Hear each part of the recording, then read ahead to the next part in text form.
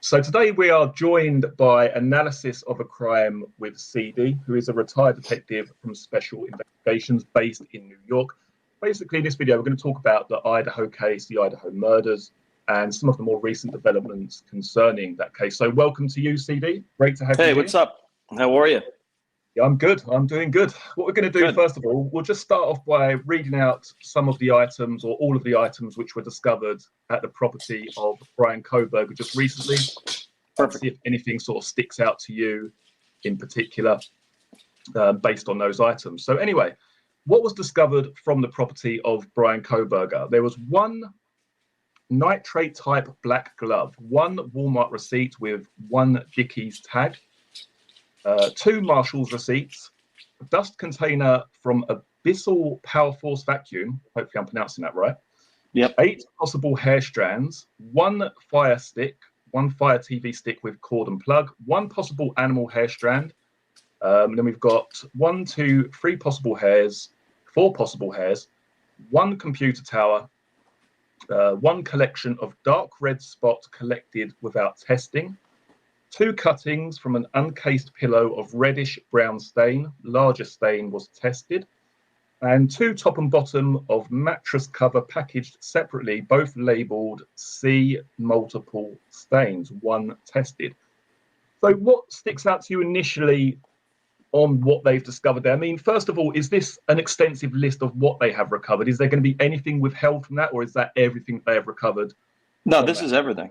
This is everything. Which, if you think about it, there's not much here. You know, I know we hear the hair strands, right? Which great, but at the end of the day, we do know from somebody that he had a female that would come over. So I mean, to me, hearing hair strand, it's a longer hair. You know, it's not his hair that they're, you know, so it's probably a female hair. They're not saying that, you know, within this, but that's probably what it is. Yeah, and then we also have there was there an animal hair? Yeah, one possible animal hair. Now, everyone's going to be jumping on this, aren't they, and saying, this is from the dog, you know, this is from Murphy. Mean, the whole thing with Murphy is Murphy's a dog breed that doesn't shed. Very good point. That's a very good point. Yeah. What is he, like a Labradoodle? He's a Labradoodle, yeah. Labradoodle. They're supposedly like close to hypoallergenic. They don't shed, you know, so people with allergies, they're a good breed. Let's just say, for instance, that does turn out to be from Murphy the dog. In terms of the defense, what could they say if it did turn out to be from Murphy the dog? Would he say, I'd been there at a party, or I'd been there one night, or I delivered something there? I mean, I guess that's really all that they could say. That's all you could say. I mean, what other reason would put you close enough to that animal, you know? Yeah.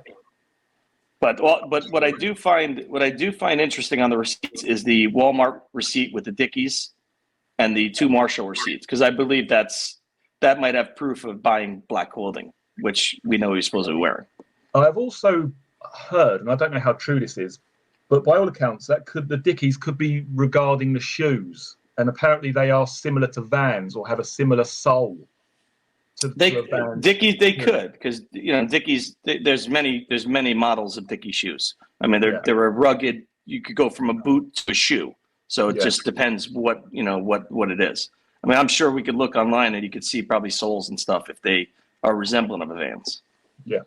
And then obviously we've got Michael Jackson's glove. No, just kidding. One nitrate type black glove, which has caused, you know, quite a stir recently, hasn't it? With a lot of people saying there was a black glove found at the crime scene. Here we are. Here's the missing one. But I think what people are missing, as we discussed earlier before we started, a nitrate glove is basically like a surgical glove, or a glove that a mechanic would use. It's a rubber glove. The glove that was recovered from the crime scene appears to be something you'd wear in winter, like a woolly glove. To me, the glove that was found at the crime scene by the garbage can, it was probably, and listen, I'm sure they tested it like you would, but it's probably one of the cops, one of the investigators that was walking the perimeter, and it fell out of his back pocket, her back pocket. That's, you know, that could be what it is. But like anything with this case, I mean, everything's turning into, you know, a stir. Yeah, I do find interesting that they did take his vacuum, though, the dustbin, because who knows what unknown fibers they could find in there, you know. So I mean, and also I think we spoke yesterday or last night about the blood found on the pillow. And I think you made a good point. And also I saw online that, his nose appears quite crooked, may have been susceptible to nosebleeds. I get nosebleeds in the winter from dry heat, Absolutely. That it's a personal pill. You can think about it, right? They're saying without the pillowcase. So it's something that seems to maybe frequently happen, that it would bleed through, having big dark spots on the pillow. And how would he have that much blood on him at that point, laying down to sleep? Yeah, for that, and I think it's the mattress top. Was it the mattress topper as well? Also had staining.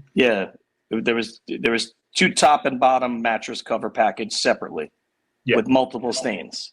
But it doesn't say what kind of stains it is. It could be anything, Yeah. But for his defense, I believe his defense team will be content with this. So do I. I mean, like you said earlier, I was quite surprised by the lack of items that were recovered. You would expect a lot more sort of digital media stuff, I would have thought, but it appears there's just one computer tower. I mean, no USB sticks, no digital. Just a Fire Stick. The Fire Stick. We've had criminals before that use them, to access the internet. Yeah. But there's not much here. There's really not much here. By all accounts, they also went to his office as well, didn't they? And they didn't find nothing. Anything there? Nothing. No murder weapon. Where's the knife?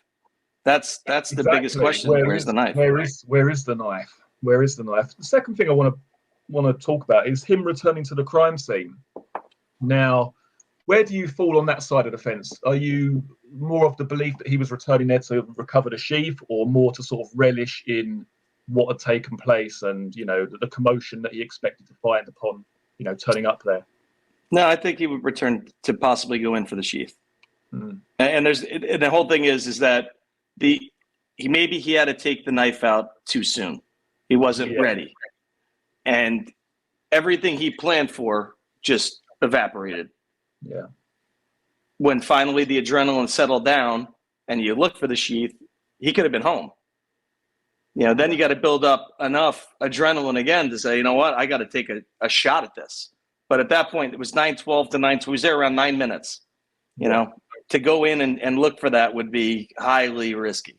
I think you also made a good point on one of your other previous live streams that you believe that this most likely would have taken place during the first people that were killed or the first initial attack.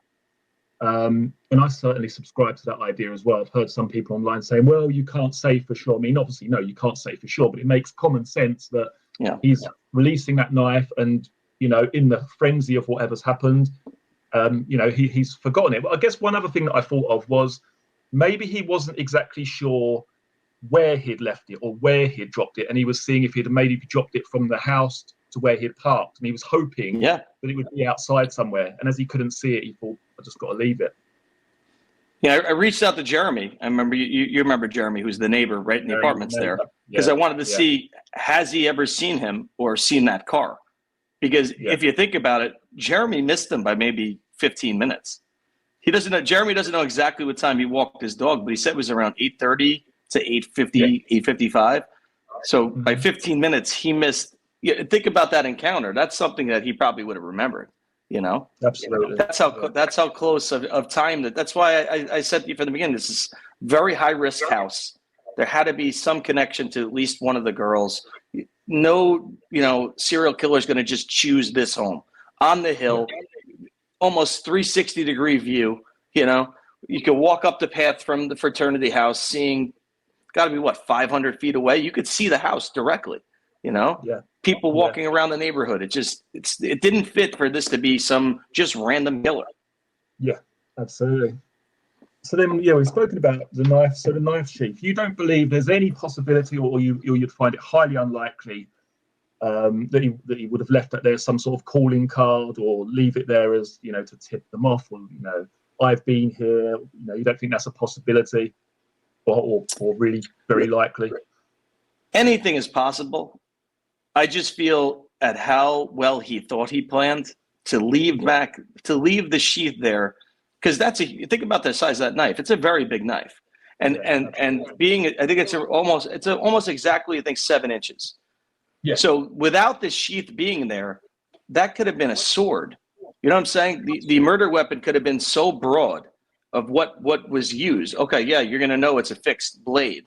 Okay, but you're not going to know what it was. Could have been a mini katana. It could have been anything. So the sheath being there was a direct hit at what the weapon was. And I don't think that was his plan. No. I have to agree with you there. So let's talk a little bit more about that then. The state of mind, as you've touched upon briefly there, before, during, and after these murders.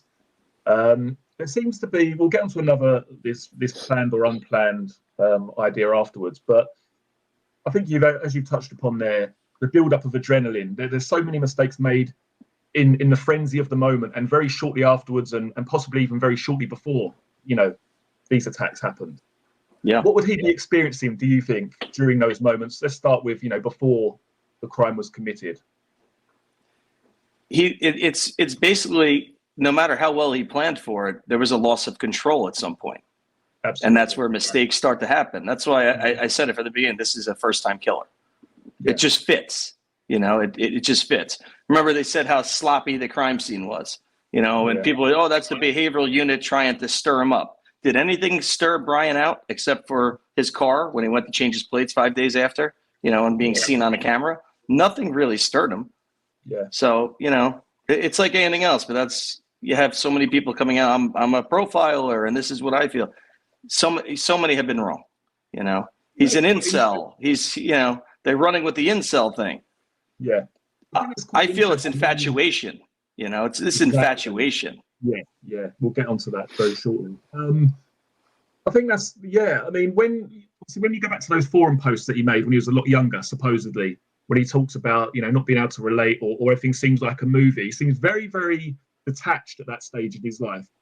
But he appears very involved in this event, so much so that he can't focus properly on what he needs to do in order to first commit the crime in a clean manner, and secondly, actually escape, undetected or in a sort of reasonable manner.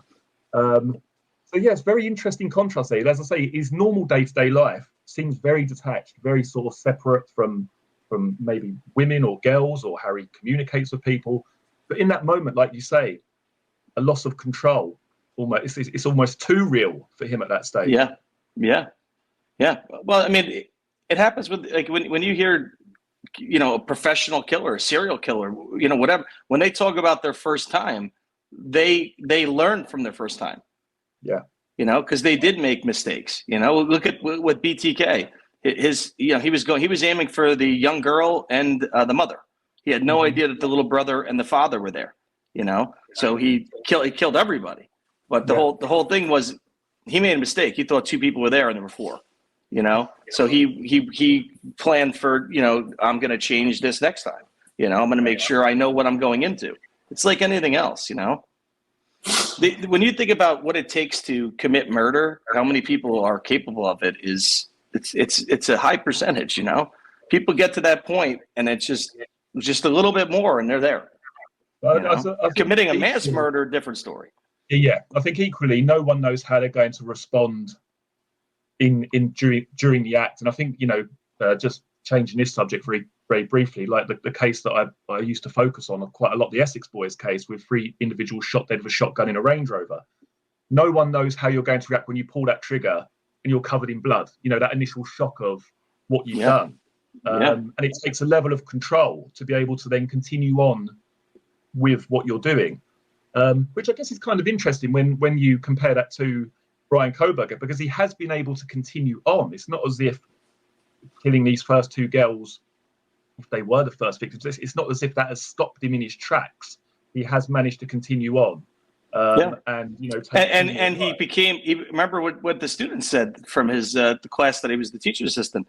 He started grading them better after the murders. He wasn't as critical. So he was on a euphoric high from the murders, Mm-hmm. He really, and you know what, my whole take on, I believe he went in there 3 times, right, into the area. Yeah. He might have seen, what house had a camera. I mean, he was there 12 times before that.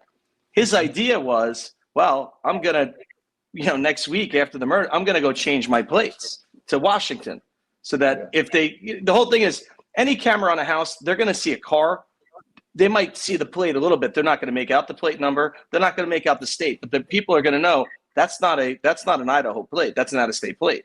Now him changing to Washington, he thought he was smart, and it just didn't work. Next thing, and was that? Yeah, carry on. Finish off what you said. No, and great job by the Washington State University Police, because those guys I know are underpaid. They're underpaid, just like the State University Police in New York, and they did a great job. They did a great job finding that car. Yeah. So this is where we might have a little bit of a disagreement here. Do you believe that this was pre-planned by him? That he had planned this? This has been a long time in the planning, or do you believe this was more of something that had to happen now, something that had to happen in the coming next couple of days? I'm going to do this, or do you think it goes back to these 12 trips, that this was all part of this planning process? Well, the 12 trips might have turned into murder. I don't think that he was casing the area out. I think he was casing the area out because of somebody he was interested in. Or, like I said, like on my last live, was he buying drugs in that area and came across one of the girls? Because we know the taxi driver said very, very big high drug traffic area. So that could also be a reason. It could be. We do actually agree then, because I believe that during these 12 trips, at this point in time, this was some kind of fantasy. This was some kind of, like you say, an attachment, something he had in his mind, an idea. But then that changed at some point in time, because no one who's actually trying to commit a crime is going to be taking their mobile phone with them 12 times if they're really intent on committing murder, because he has shown a propensity to be able to cover his tracks, because that's shown after the murders when he turns his phone off, or during the murders, whatever. So he knows how to cover his tracks, but he doesn't seem to find that necessary before, on those 12 occasions. So I don't think he was dead set on committing that crime back then. But like you say, maybe some sort of infatuation, some sort of fantasy, and something happened which changed, changed from fantasy to murder.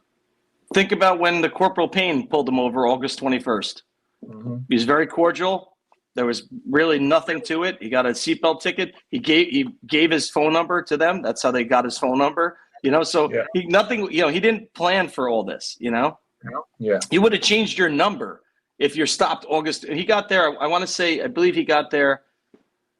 I want to say it was either June 20th or July 20th from one of the friends that said it.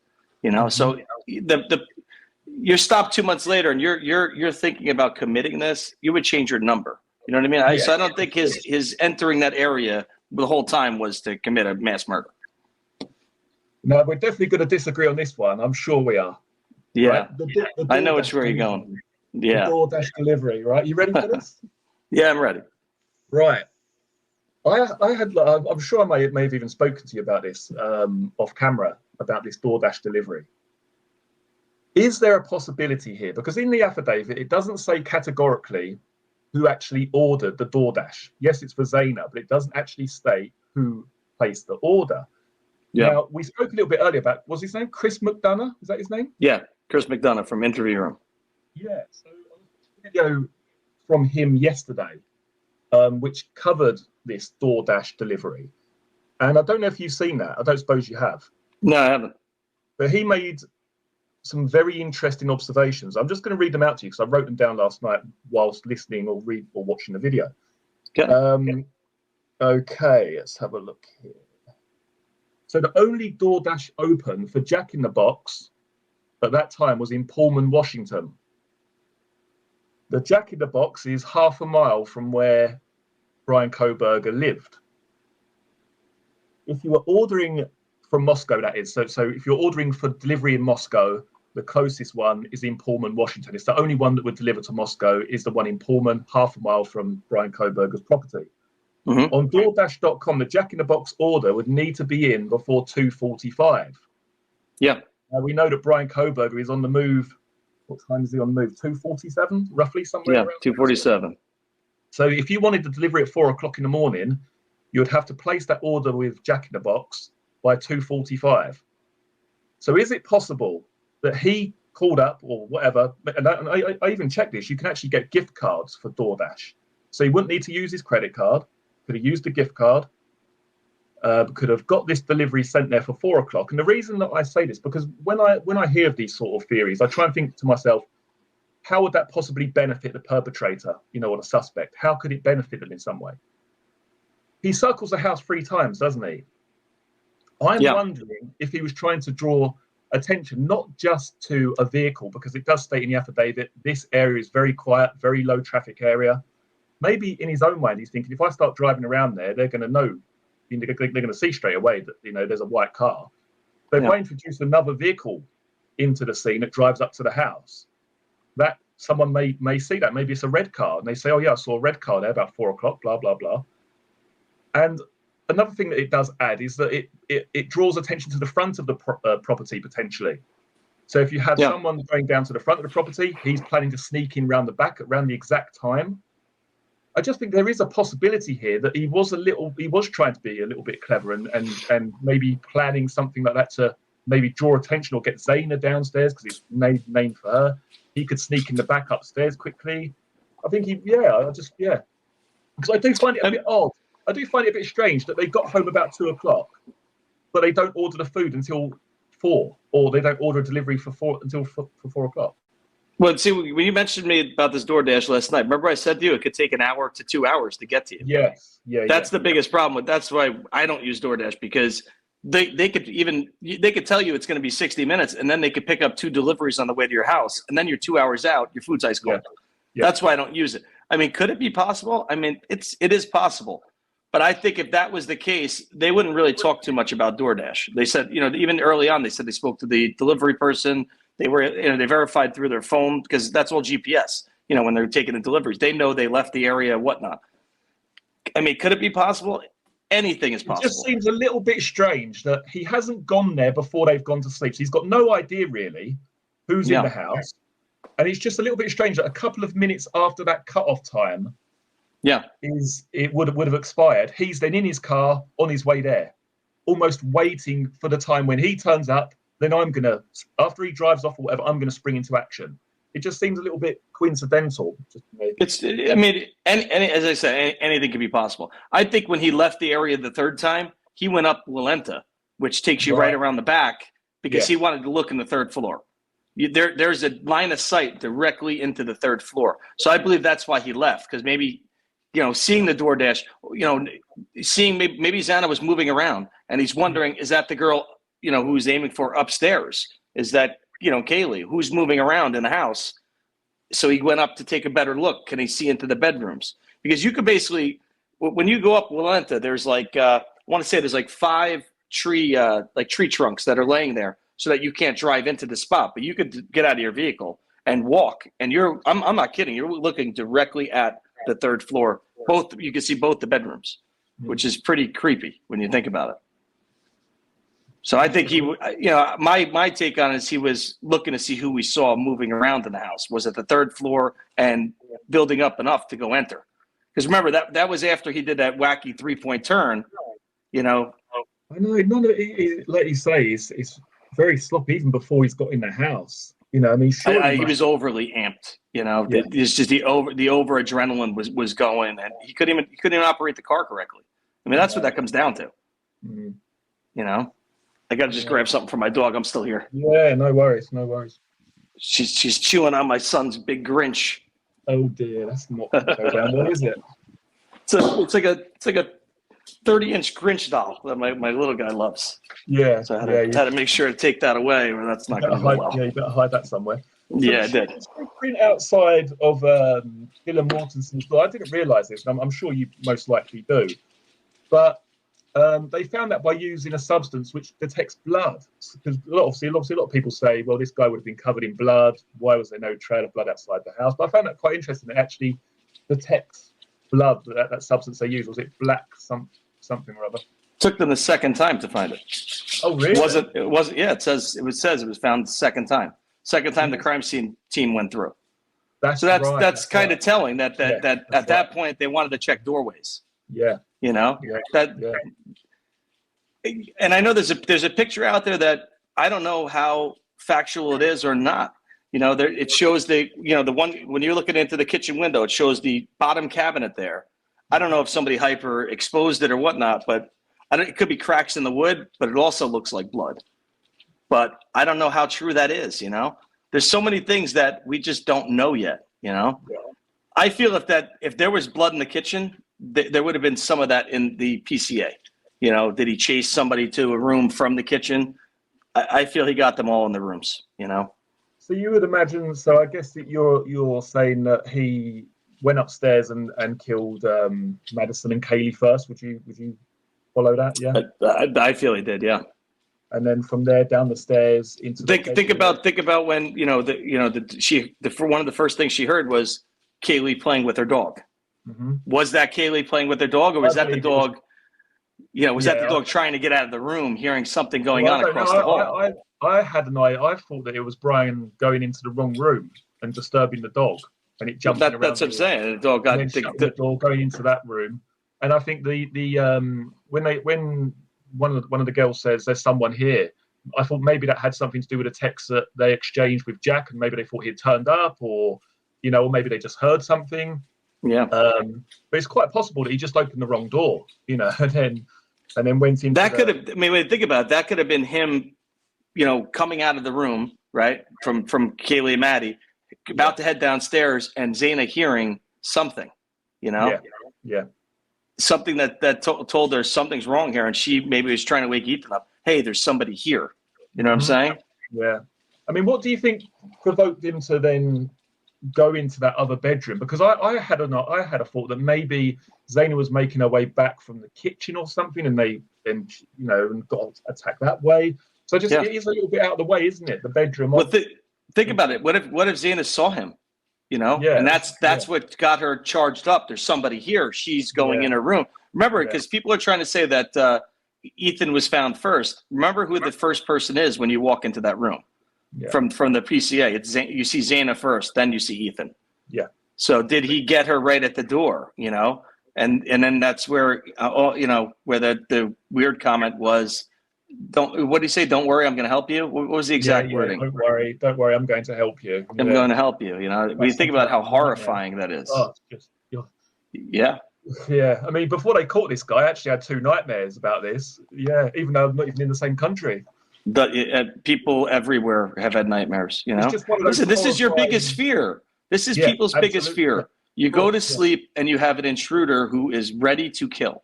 That's why I have a Belgian Malinois. I'm being honest with you. I have a dog that's going to protect my family. When I go to sleep, I know she's not sleeping. You know what I'm saying? It's like, it's not that I'm a heavy sleeper, but you want that chance. When you have a family, you just never know. There's too many crazy people around. Yeah, I agree. So then we had, we won't touch upon this too deeply, but I think it's worth discussing. Obviously, Dylan Mortensen, the situation, we don't know the whole ins and outs. We're certainly not here to victim shame anybody or anything like that at all. More just to try and touch upon it in a common sense, kind of way, hopefully. Nothing wrong with that. But I mean, we've spoken about this at length, and it's fairly evident from looking at the affidavit that they looked through hers and Bethany's phones that she must have had her phone in the bedroom. I'm sure. Yeah. Who doesn't? Who doesn't? You know what I'm saying? I mean, how would Dylan know what the time was? Because she had the phone. How did she know it was 4:00? Because she had her phone with her. And like I discussed in the video, the message that you received a long time ago regarding possible intoxication. I mean, that is one of the only things that makes genuine sense to me, is the fact that it's college. It's the weekend. Of course, yeah. And I believe it was Bethany. Bethany saw. Bethany was at the same frat party, because she in the one from yesterday, the longer one. It says that Bethany confirmed seeing Ethan. It doesn't say her name. It says BF. For initials. Seeing Ethan and Zaina at the fraternity. So she was talked to at length. I mean, at the end of the day, I don't care what people want to perceive. Law enforcement is going to grill her hard. You open your door 3 times. The 3rd time you come face to face with him, and then you went to sleep. That's just the way. And it's not that we're attacking a surviving victim. That's not what it is. It's that we need to know what the hell was going on. What was your thought process? I mean, I think even before she mentioned that she'd opened the door. I mean, the fact that he's walked through the kitchen, most likely, completely disregarded her bedroom, which is bang in front of his eye line. He's gone up the stairs, gone back past the bed. I mean, the first thing you're going to be thinking is, why has he not gone into that bedroom? This is something, and that's why obviously they came out very early on and said this is a targeted attack, because the first bedroom you would go into was completely untouched, and then obviously and also think about the 911 call. Why wasn't it released? And what I say, there's pertinent information on there that they don't want the killer to hear. Yeah, that Sasha. So, after another toy. Yeah, no, I don't know what she's trying to do. That now she's coming over to me. No, what was I just saying? No, I lost my train of thought at the dog. About the 911 call. Oh, why they didn't release it? Yeah. Yeah, definitely had my roommates say the other roommate spoke, or the roommate here said she saw a man in all black. They were face to face. There's no way you want that out there for the killer to know that, law enforcement knows that somebody saw you.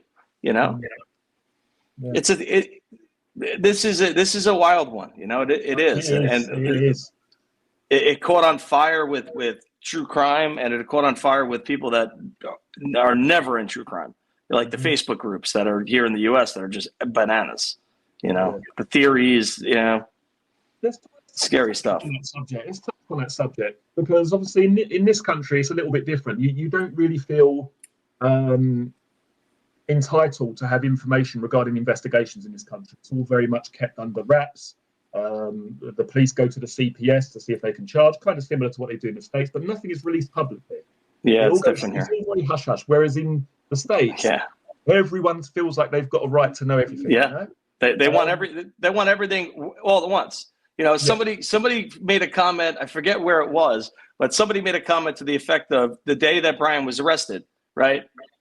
What they had in Idaho, they had a press conference.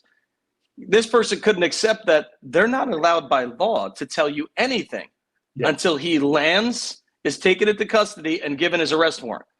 It wasn't like it was kind of like, oh, I should know anyway. No, you shouldn't, because the person who's being charged with the crime doesn't even know yet what they have on him. So why would you know?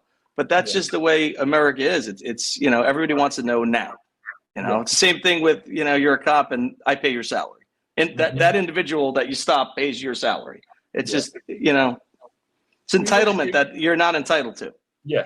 But then also you've got the problem of internet sleuths. I mean, I wouldn't say I'm an internet sleuth. I try and look at things from a lot of different angles to try and give a balanced viewpoint as best I can with, with the cases that I cover.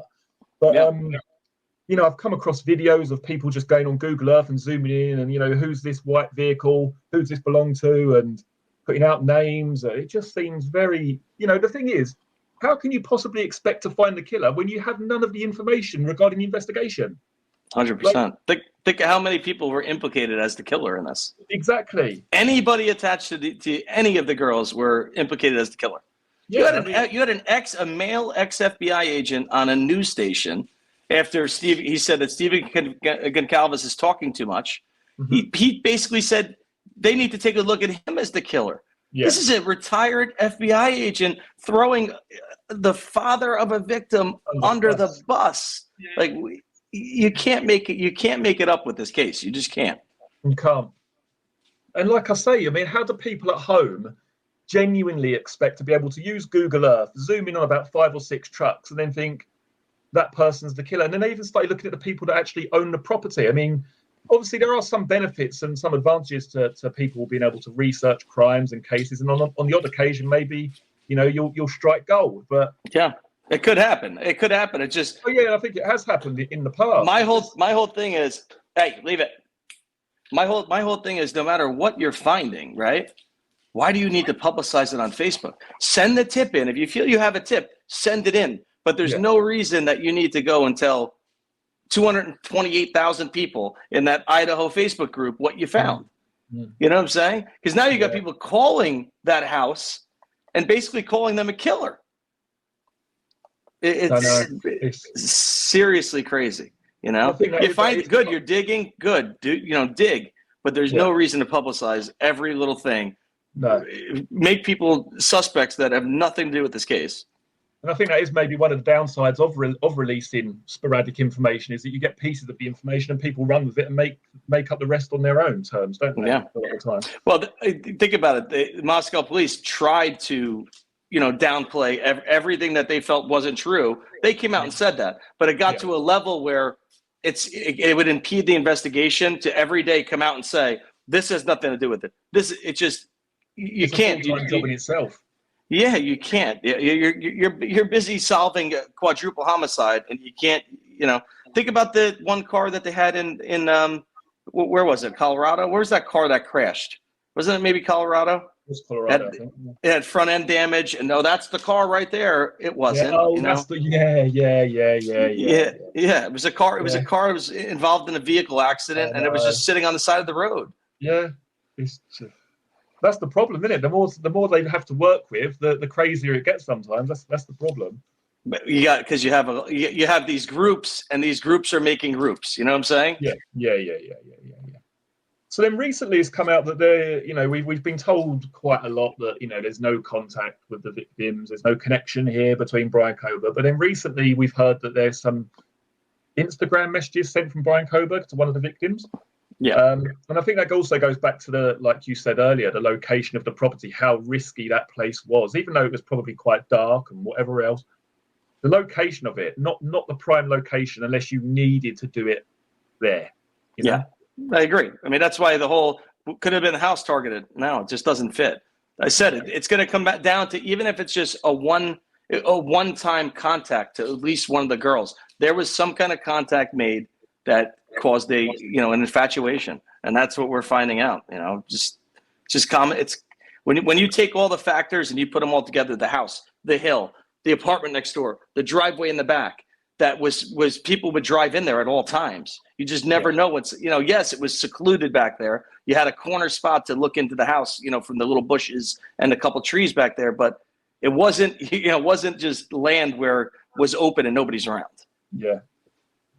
So about his car, let's talk about that. Bryan's car. I know you think we spoke about this. You believe he may have covered his car potentially, or taken some steps to avoid transferring blood back into the car when he makes the getaway.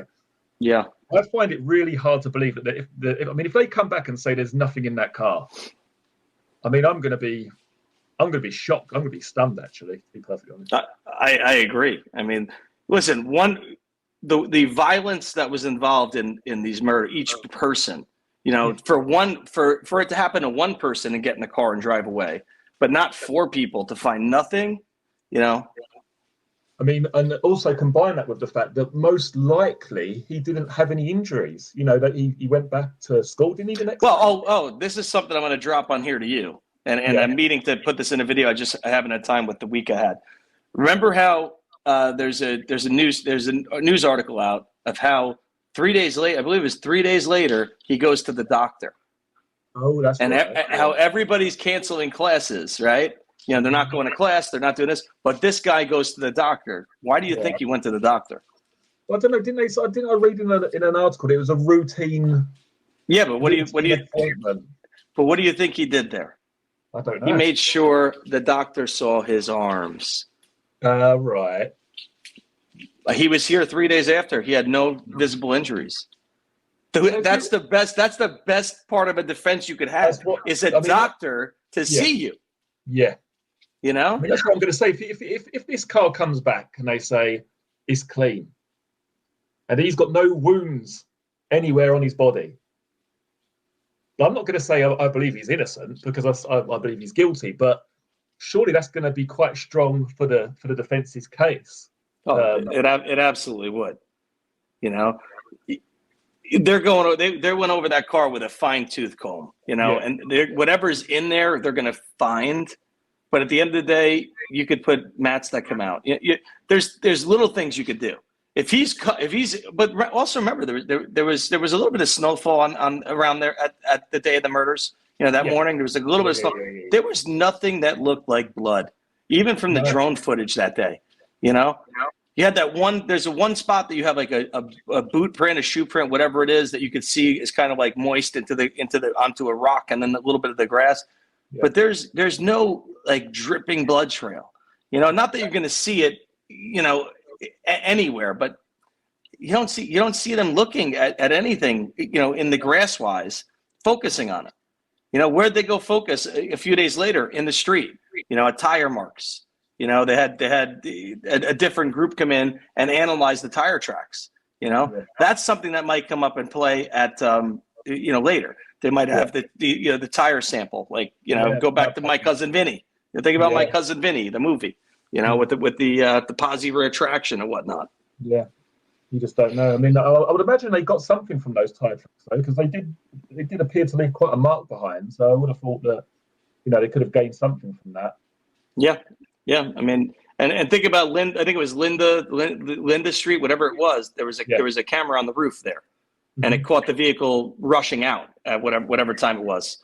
You know, very like you say though, it's just a lack of self-control at that point. Even after the murders are committed, to speed away, you know, in a very quiet, sedate residential area, to wheel spin or, you know, it's just, you know, very, very, like you say, it's just an adrenaline thing, really.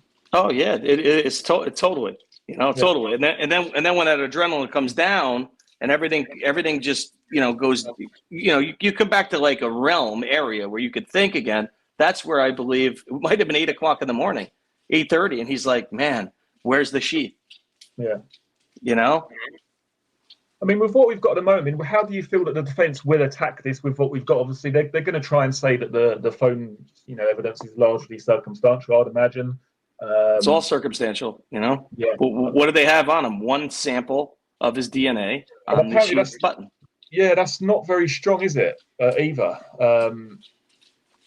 You know, a murder like this. I mean, the whole thing is, think about the DNA that was in the house prior to this. You know, they had a party Friday night with up to 80 people or 100 people were in and out of that house at some point that night.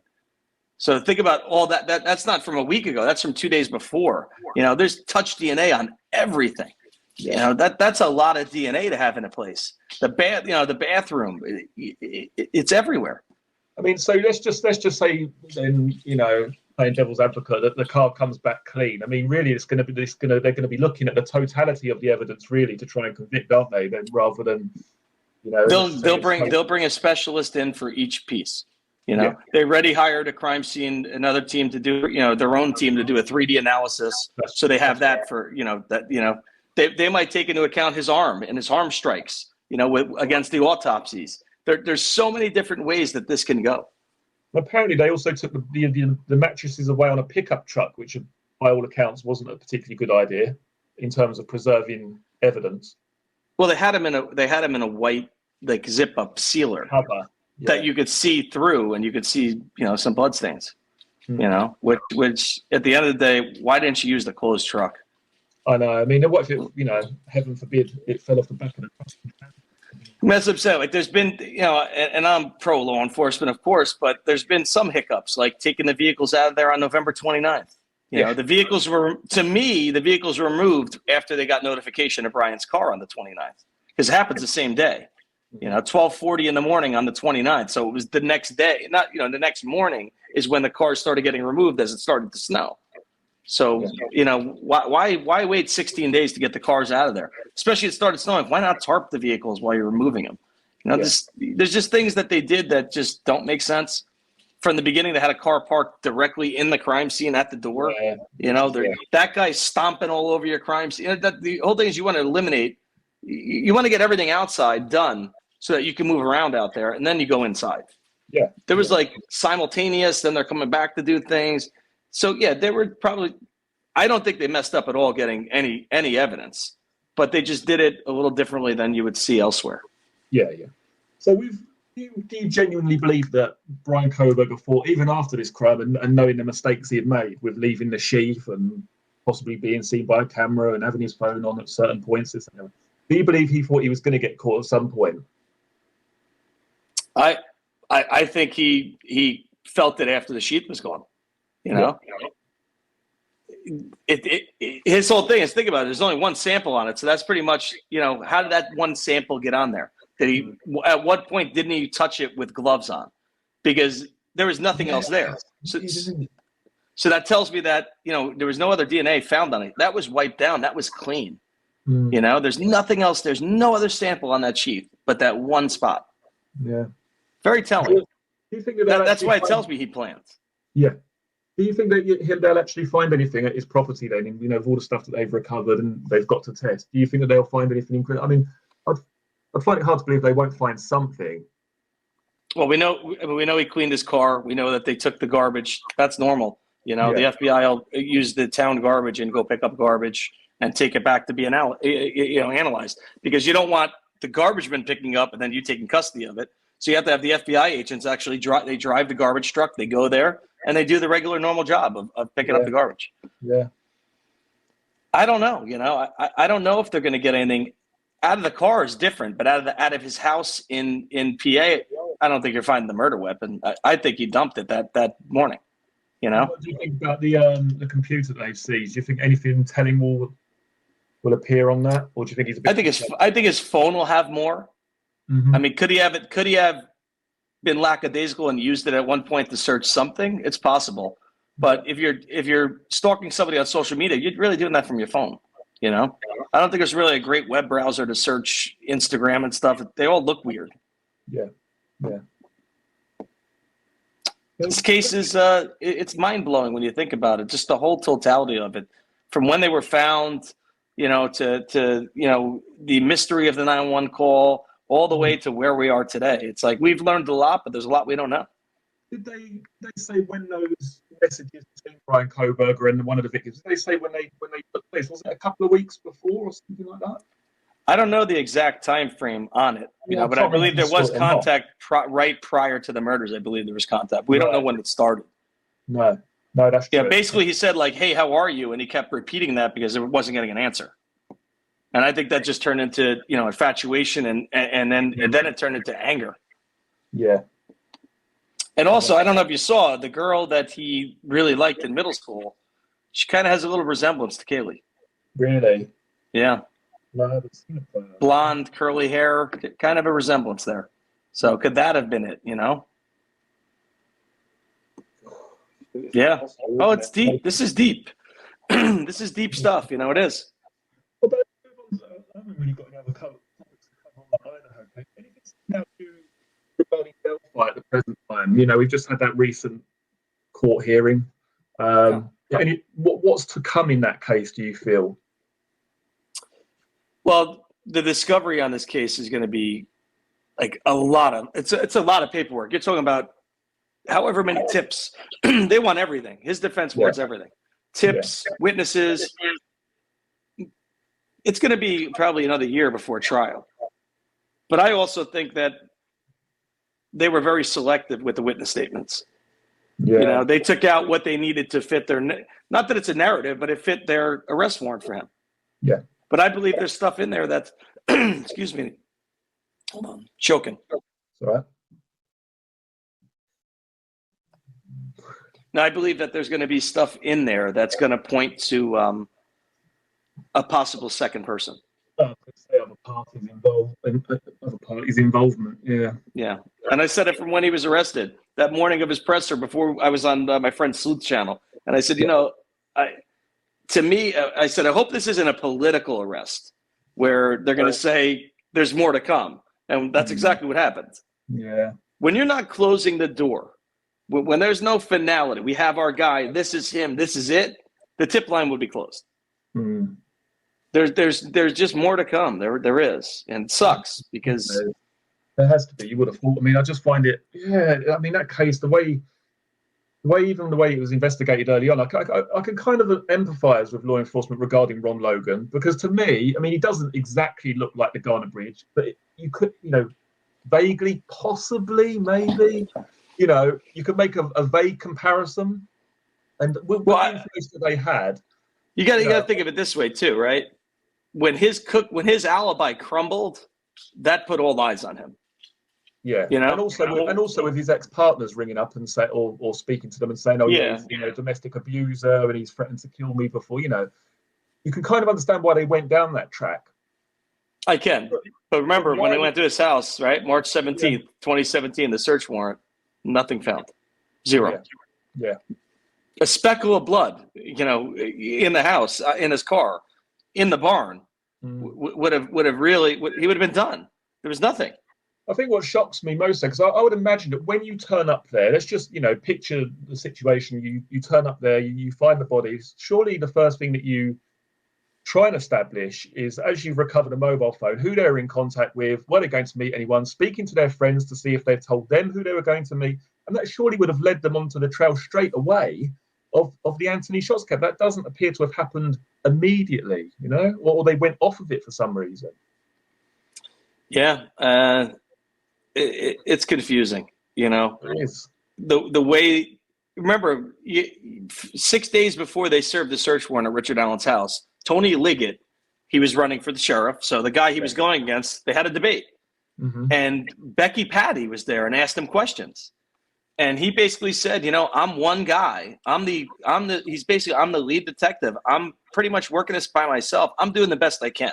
Yeah. But then 5-6 days later, they got a search warrant going on his house. That's why it tells me that it wasn't like, oh, we just went back to the beginning and found this.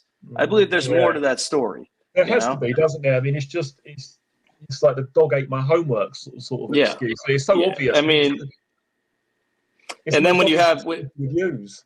Yeah, and then you have Doug Carter on Hammer and Nigel, and that was the most candid interview you'll ever see of Doug Carter. Yeah. He's friends with those guys. He felt very at ease, and just his comments about Keegan, about how many tentacles there are in the case, but then he goes to connectivity, how that connects to the tentacles about Keegan Kline, and what was 2,100 plus days ago. And what was it? I can't remember. I'm sure I'm right when I say this, but I think he said we're still working on him. Yeah, we're still working on him. Yeah, and he said we're still working on his angle to this, and his role 2,100 days ago.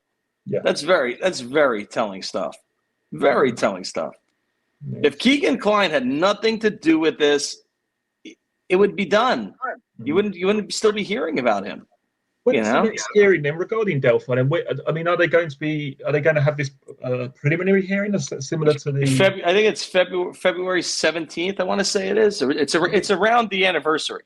It is around the anniversary. Would you imagine that at that point we'll get more information on the evidence against Richard Allen? Yeah, we should. We definitely should. I'm looking it up because it might be the 13th. It might be on the anniversary. It might be on the anniversary of the murders that they're having it. Next court date. I want to see what it says because I know it's that week. This jury trial right now, it's still saying that's from December. I don't believe it is. It's saying that's scheduled for March 24th, but I think they changed that. Oh, right. It's not far away. February. No, it's this hearing scheduled for February 17th, so it's the week of the murder anniversary. Wow. Yeah. That's his next hearing. So he may well get a bit more information then regarding what led him to him and what evidence is against him. Yeah. It's in complete contrast really to the Idaho case where there seems to be quite a lot of information pointing to Bryan Kohberger, but with this other case, it's literally the bare bones, isn't it? Just to get the affidavit. Well, the first PCA was 18 pages, and then yesterday's release they added on to that 18 pages. Yeah. If you looked at it, that's what it is. It's the original 18 pages, and then they filled in where they needed to on the vehicle, on why it fits. It's very detailed, but at the same time, it's the same because they don't have the murder weapon for either of them. Yeah. They have a unspent bullet. Do you think that could be Richard Allen's or it could not be? That's going to be debated at court. Yeah, it is. Yeah, I think that's going to be probably the topic in that entire trial, I'd imagine. Back to Idaho, though. Do you think that they're going to find this murder weapon? I don't see that happening personally. Idaho, that's a lot of land, man. That's a lot of land. It's quite interesting. And the whole thing on his move backwards, when he was moving around a lot, even at 12 o'clock and during the day that day. Then at 5 o'clock, he went, I think it was almost 2.5 hours away from his area. There's a lot of space in between there, man. There really is. It's quite funny because in this country, I don't know if I'd imagine you do have the technology, but they've got some sort of technology here where you can tell where ground has been recently disturbed. But I think that's only going to be evident for something quite a large size, not something for a knife where you could just. That's how. I don't know if you're familiar with the Chris Watts case that killed his wife and kids. That's how they found her body at the site. Really? Yeah, Right, they used the drone, and from up above, they even found the sheet from his bed. Yeah, I in remember the seeing drone footage. Yeah. Yeah. Yep. I mean, that's there was a case in this country where they could. It's not so much they can just get photos of the ground, but there was something where they could detect that it draws them to places where they can tell that something's been disturbed under the surface. Yeah. But like I say, with a knife, that's highly unlikely that that's going to be, They use that technology trying to find Suzanne Morphew. I don't know if you know that case from Colorado, the husband. Yeah. They never found her. She's still not found to this day. Which,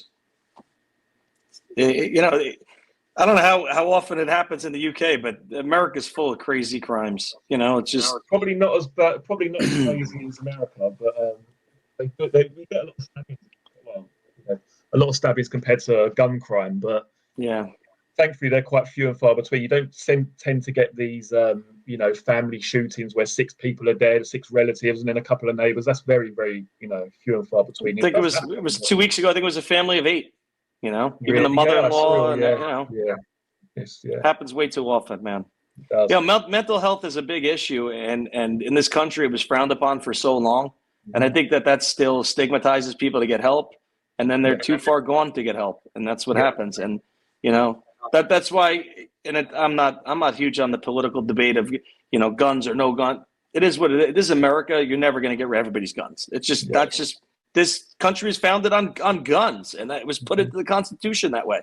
You could have a firearm to protect yourself from a tyrannical government. And that's just the ammunition.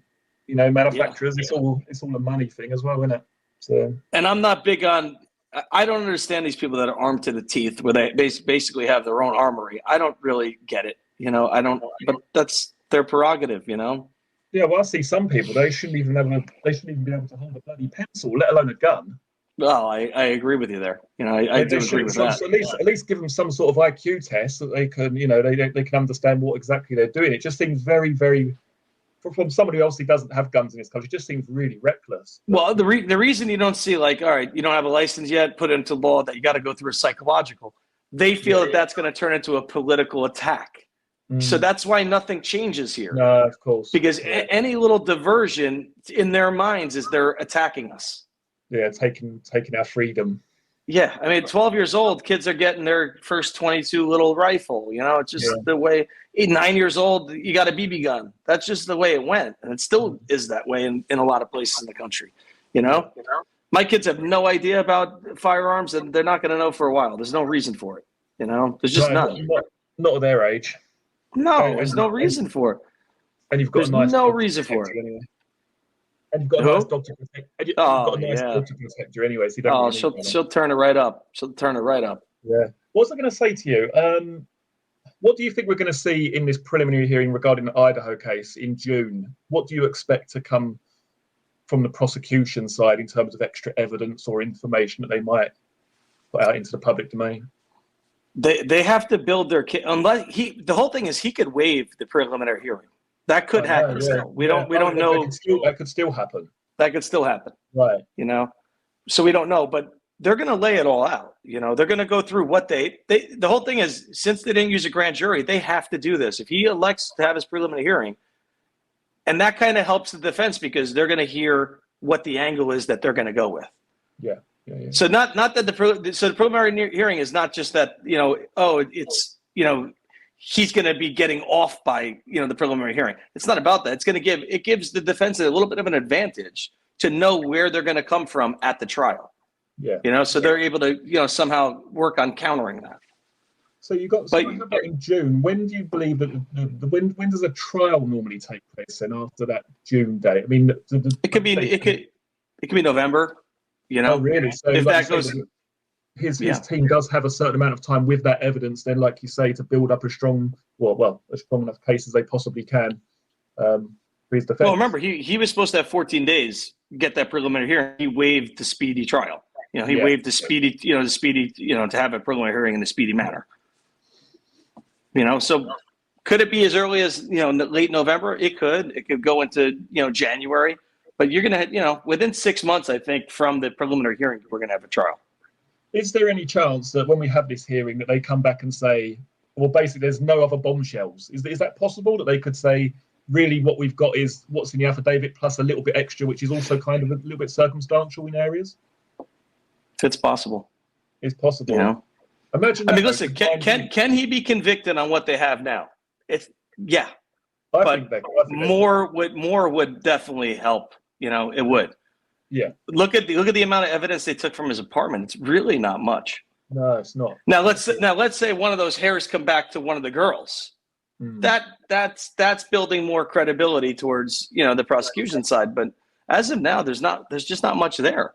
And people are going, oh, they found blood on a pillow. To me, is from a nosebleed. I know. Yeah. It just is, you know, that's just, and it just turned winter, right? Remember, it just turned winter there. That's when you get nosebleeds. Once your heat fires up, you get, you know, dry, and it just, your nose pops in the middle. Wake up in the night, you're covered in blood. It happens. You know, it's happened to me since I was a kid. I would be surprised if that staining on the bed back as anything related to the killings. I mean, remember, it just says multiple stains. It could be anything. It could be anything. Let's just say then, for argument's sake, that we had this preliminary hearing. There's a bit more circumstantial evidence, maybe about telephone pings and being in certain places, but the car's clean, and he's got no defensive wounds. How do you think things play out then? Do you still feel that they're going to have enough to go all the way with this, or?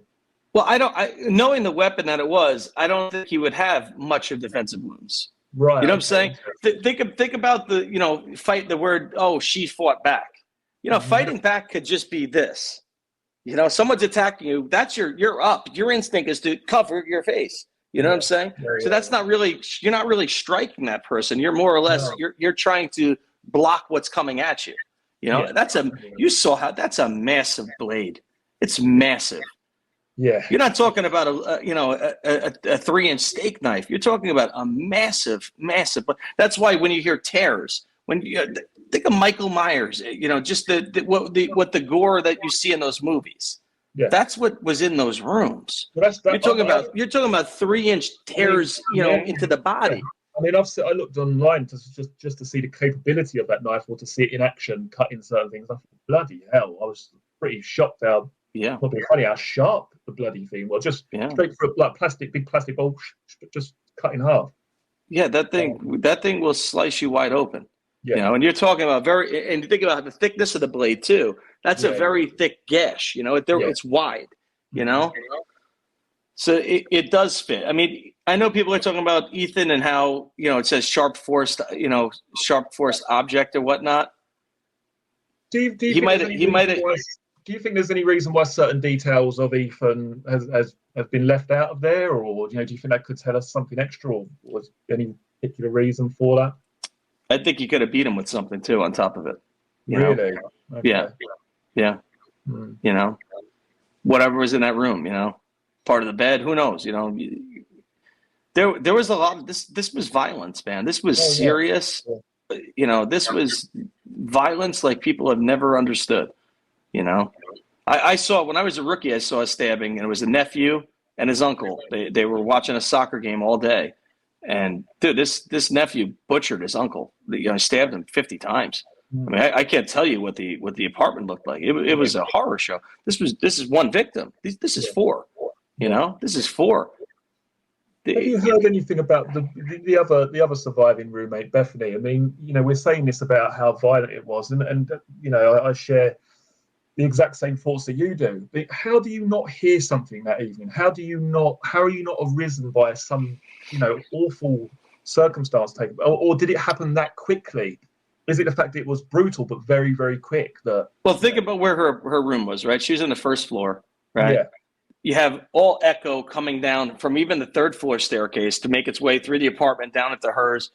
I think she's used to noise.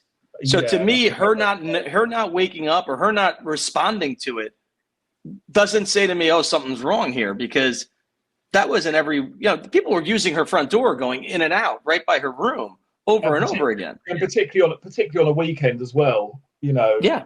You know, they just had a party Friday night. She could have went to bed early Friday night, and now it's, you know, Sunday night, and hearing people up there, it's like, oh, they're doing it again. You know what I'm saying? It's yeah. If she was the one that got DoorDash at the front door and was up, then I would say, oh, there's something wrong here. But yeah, I don't see. I mean, I know, and I even know that past people that live there. Even the guy he spoke about how it was a noisy house, creaking and everything else. But even hearing a scream, you're gonna think, oh, what are they? They're messing around. What are they doing up there? You're not gonna think somebody's in your house at 4 a.m. No. You also spoke with one of Bryan Kohberger's friends. Is that correct? Like someone who you were with. I believe I heard the same guy speaking on another podcast just recently. What was your biggest takeaway from what he said regarding the confidence of him losing weight? He was interacting with females. So to me, that knocks out the whole incel. Nobody's talking about that. That he built confidence, but he also building the confidence. He also would approach girls, and he had the guy Chris that called in. He said his friend Mike was still friends with him. And I tried to reach out to Mike. The guy doesn't want to talk. I get it. I understand. He's, listen, they're traumatized from this. This was this guy Mike's good friend. You never expect your friend to go and kill 4 people. But just the whole thing of it was, he lost all his weight. He had confidence, and he said he basically said he wasn't an asshole when he lost the weight. I know people said that there was some bullying and stuff. But from the way he took it was, I was proud of Bryan that he lost the weight and that he had confidence now, moving forward, because he came out of his shell in a sense. So that kind of goes against all the stuff that we saw when he was 13, 14, 15 with the with his mindset, with the depression and the whatever, the visual snow. That kind of stuff seems to have went away at that point, to where now the guy's got confidence. He's approaching girls. He must be off the shit at that point, That's why I feel because to me, and I got attacked for saying that I feel he has OCD, but I do. I feel Bryan has OCD. The way the neighbor, I got attacked in my comments in my live stream a week and a half ago. I'm like, why? Why? Who are you to diagnose? I'm saying he's showing symptoms of OCD. The 4 a.m. Cleaning his house. The running of the food the food grinder, all this stuff. Nobody's cleaning at 4 a.m. unless they have some kind of OCD. Yeah. That's all I'm saying. So to me, what was he being treated for OCD? Was he on Adderall? Was he using too much Adderall that he was buying it in the area, and that's how he came across one of the girls? Possible. It's all possible. According to that forum, when he was younger, he was trying certain different medications. So he's not, he's not, against doing that. So it wouldn't surprise me. But then, obviously, when they went into they had one of the early court hearings. He was asked if he was on anything that may impair his, memory or whatever it was, or ability, cognitive. Yeah. But it would be, like you say, it would be interesting to see if he was on any type of drug. But like you say, it may not necessarily be prescription if he's sourcing it from around that sort of area. It's true. No, it is true. What you said in one of your previous videos makes a lot of sense as well regarding that cab driver. I think you said that they've got their finger on the pulse. They know what's going on in the local area. They do. I had someone put in my comment section, he's just trying to steal 15 minutes of fame. But I more believe what you're saying about they do have an understanding of what's going on. They're dropping these people off all hours of the day. They're picking them up in town and driving them to where they got to go. I'll give you $10 if you wait for me. I got to go run in this house over here and get something. He knows what they're doing. You know what I'm saying? Mm-hmm. Seeing hand to hands right outside the cab. They see everything. They see everything. I'm not sure if it's that same person, but I'm sure there was someone that said they don't tend to drive right in because they're afraid of being robbed potentially. So they don't drive right into that dark area, but they park on the. I can't remember who that was. I don't know if that was an interview or. Well, yeah, but so maybe that some way that it is a known area for that sort of stuff. Yeah, and think of it. You had some weird kind of artsy people. That's why people went with that Ian Harsh kid, who was he's not a kid. He's got to be in his late 20s now. Crazy chef or something, or dizzy chef. He's crazy. Yeah, he's a chef, and then he's like, the whole thing was he talked about that night and how he got home and he relaxed. He had a tea. He did some yoga. Then he went and he was he's juggling his knives. Yeah. He's the knife juggler. So there you go. Yeah. That's where they ran with. He's the killer. Yeah, I mean, this case has had some characters in it, isn't it? Yeah, it has. It has had some characters, that's for sure. Is there anything that you want to cover regarding the case or discuss? No. I think we covered pretty much everything. And are you going to talk to your whole crew about this? Your first time on camera, or what? It is, yeah. But more importantly, I want to say that what I'm going to do is I'm going to put your channel in the comments, the video description box below. So Perfect. Anyone who's enjoyed this video, pop along to Analysis of a Crime, drop him a subscription, and hopefully, I think we're going to be doing a lot more live streams. Hopefully, get Aspen on board. At some point. He said he's good for next week. So next week we can plan it and work it up. Yeah, be good. Definitely up for that. So don't forget to go to Analysis of a Crime, drop him a subscription, and we'll see you all again in the next one. Thanks, everybody. Yeah, take care.